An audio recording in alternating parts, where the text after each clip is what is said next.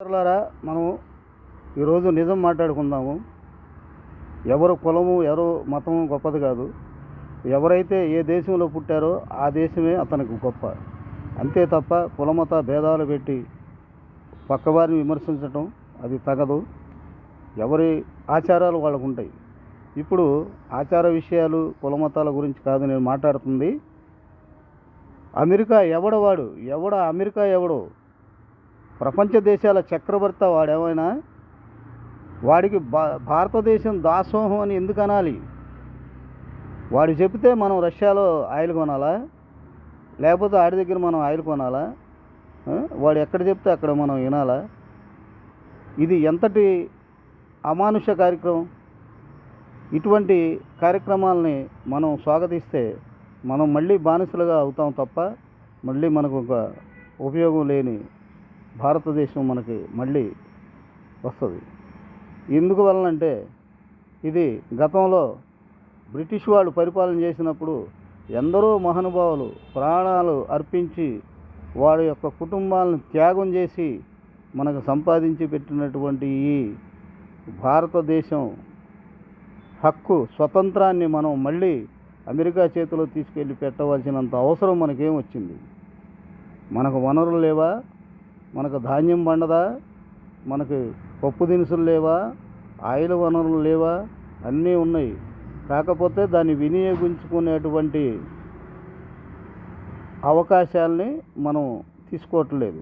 ఎంతసేపు కులమత భేదాలతో పోరాడిచ్చేసేసి దేశాన్ని నాశనం వైపు తీసుకెళ్ళటమే తప్ప దీనివల్ల ఉపయోగం లేదు.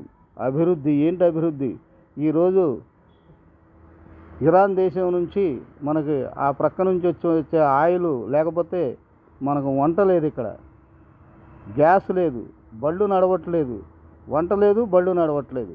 ఈ దుస్థితి మనకు ఎందుకు వచ్చింది? ఏం డెవలప్మెంట్ చేస్తున్నారు? డెవలప్మెంట్ అంటే దేశాలు తిరగటం డెవలప్మెంట్ కాదు. మన దేశ పౌరులు ముందు ఎటువంటి ఇబ్బంది పడకుండా ఉండాలంటే మనం వనరులను మనం ఇక్కడ పెంపొందించుకోవాలి. అంతేగాని అమెరికా వాడితో మనకేమిటి?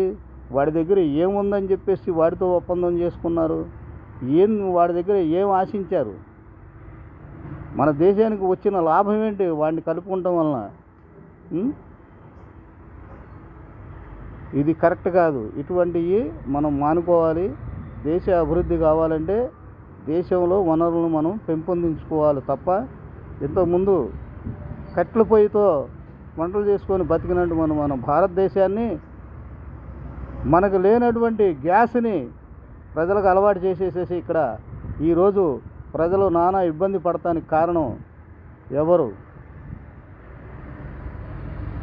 చెప్పండి? కట్టెల పొయ్యి మీద వండుకొని బ్రహ్మాండంగా బతికే జీవితాలను ఈరోజు గ్యాస్కి అలవాటు చేసి వాళ్ళని దుస్థితికి తీసుకొచ్చారు. ఎవరు తీసుకొచ్చారు?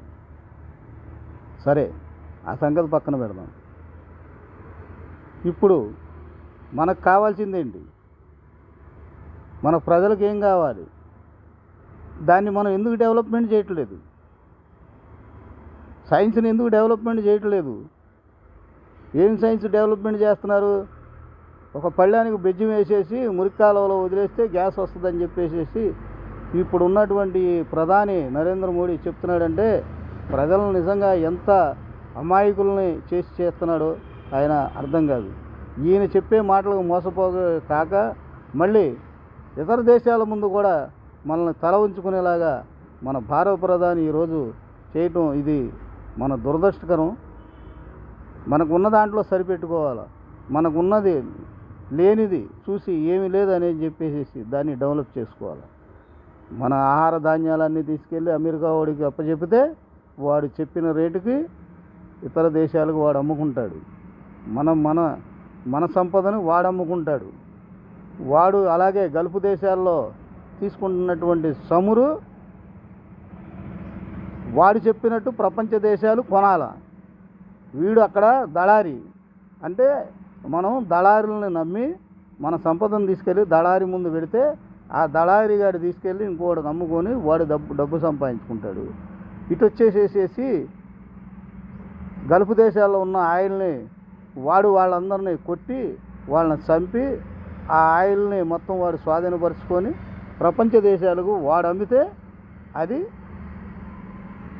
యువతల దేశాల వాళ్ళు కొనుక్కోవాలి. అసలు వాడెవడో ప్రపంచాన్ని శాసించడానికి మీకు దమ్ము లేదా? ఇప్పుడైనా సరే ముస్లిం దేశాలన్నీ ఏకమయ్యి వాడిని, అమెరికా వాడిని తుడిసి అవతల పడేస్తే దేశానికి పట్టిన దరిద్రం వదిలిపోద్ది. ఆడెవడో నాయకత్వం, ఎవరి దేశం మీద ఎవరు నాయకత్వం వహించడానికి వీల్లేదు. ఎవరు స్వతంత్రం వారిదే. పక్క దేశాల మీద నువ్వు అజమాయిషీ చేయటానికి, వాళ్ళ మీద ఆంక్షలు పెడతానికి నువ్వెవడు అసలు? సిగ్గు లేకుండా మన వాళ్ళు వెళ్ళి వాళ్ళ ముందు తలదించుకొని ఉన్నారు. దీనివల్ల మన దేశానికి నష్టం. ఎప్పుడైతే మనం బ్రిటిష్ వాళ్ళని తరిమి మనకు స్వతంత్రం తెచ్చుకున్నామో, మళ్ళీ 60 సంవత్సరాల తర్వాత మన భారతదేశం మళ్ళీ బానిసత్వంలోకి అడుగుపెట్టిందంటే ఇది ఎవరి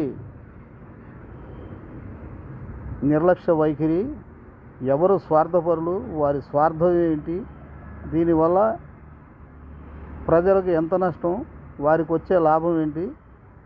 రేపు ప్రతి ఒక్క భారతదేశ పౌరుడి మీద అమెరికా వాడికి అధికారం ఉంది.